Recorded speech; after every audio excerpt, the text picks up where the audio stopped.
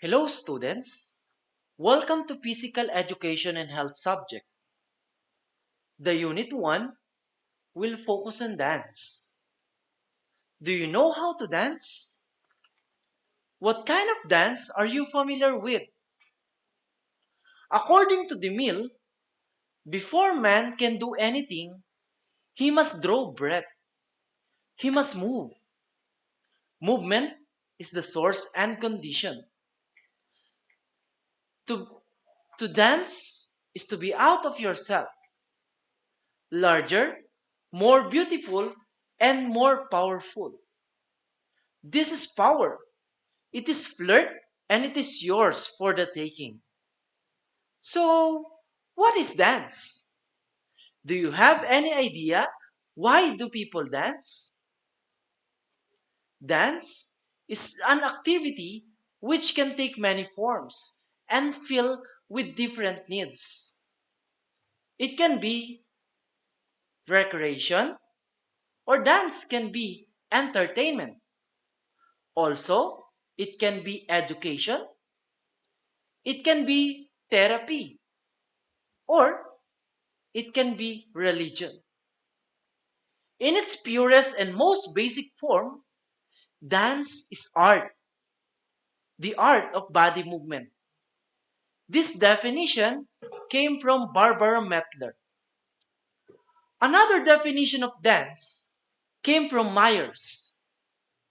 Unlike athletics or other activities, dance focuses primarily on aesthetic entertaining experience.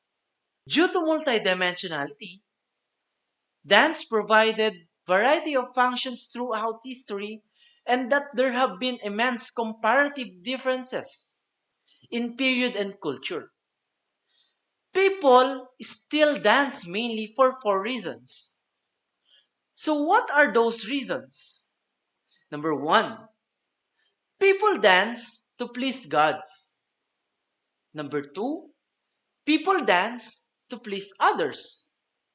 Number three, people dance to please themselves. And number four, people dance to build community within an ethnic group. Are you still with me? Let's go on with a brief history of dances. In the early age, people from the prehistoric era perform ways they hope would appease the force of nature or give them new powers of their own.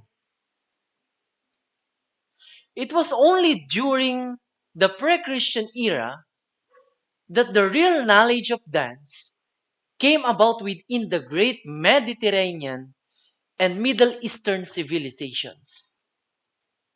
Dance became full blown and was richly recorded in ancient Egypt, as reflected in their wall paintings, reliefs, and in literary record in hieroglyphs.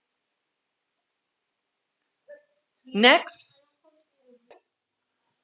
for ancient Greeks, who thought highly of dance, it was closely linked with other kinds of experiences, such as an aid to military education among the boys in Athens and Sparta, as well as a form of entertainment and display.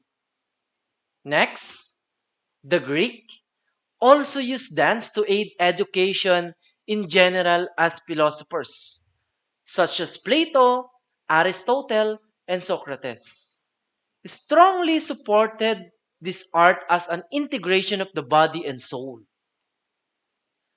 The ancient Rome gave less importance to dancing as the nation grew wealth and powerful. It became it became brutal and sensationalized as their entertainers were slaves and captives from many nationalities. It was used more often for gruesome purposes and eventually became an integral part of the corruptions in the latter days of the Roman Empire, resulting in the condemnation of dance by the early Christians. After the fall of Rome, the history of dance transformed following the development of the Catholic Church, which was by then the sole custodian of learning and education as well as the source of morals. During this time, theatrical entertainment was prohibited and dance was performed only during worships, church services, and religious ceremonies. Although the church had condemned dance as entertainment, some singers, dancers, poets, actors, musicians, and jugglers continued to wander in village squares to perform during the dark and early Middle Ages. These performers were eventually welcomed in the castles and chateaus of feudal lords. The common people also amused themselves by doing dances that were social in character, marking the beginning of social dancing. Nobility soon followed the peasants' lead in dancing, but in a more refined and courtly form, as court dances emerged as part of chivalric way of life. During the Renaissance, dance and art in general was fully accepted and gained impetus.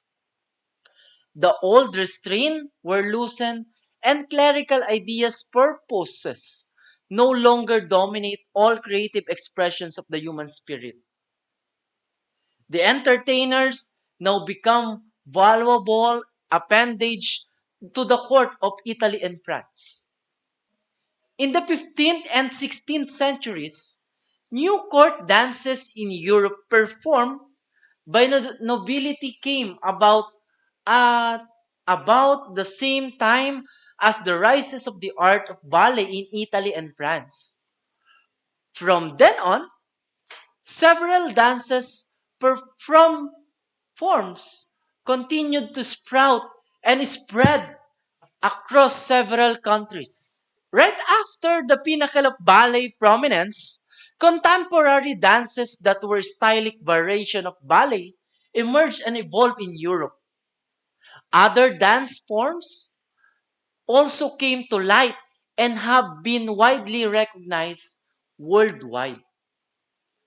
Now that we know the history of dance, let's talk about the benefits of dance and creative movements.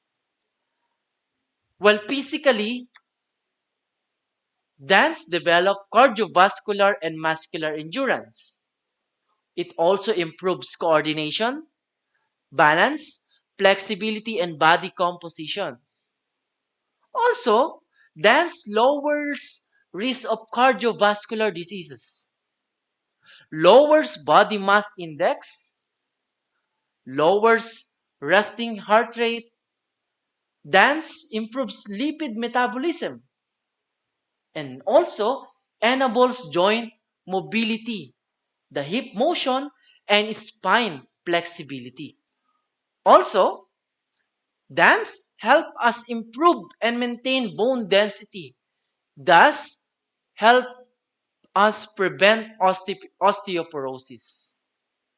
And lastly, dance help recovers coordination and neuromuscular skills after injury. Well, how about in our mental and emotional health? So what are the benefits of dance? Mentally and emotionally. Number one, dance help keeps the brain sharp. Another, it decreases incidence of dementia and Alzheimer's disease. Also, dance decreases depressive symptoms, increases self-esteem and improve body image, aids in releasing emotional and physical tension. Dance can also be beneficial in our social living. Number one, give sense of togetherness within a group. Also, dance encourage positive social interaction and interpersonal relationship in a group. And lastly, dance contributes to the individual potential for self-actualization in society. And lastly, how can dance beneficial in our culture? Because dance promotes cultural values. Now that we are done with our lesson for this day, let us have a short discussion later. Goodbye for now, and thank you for watching.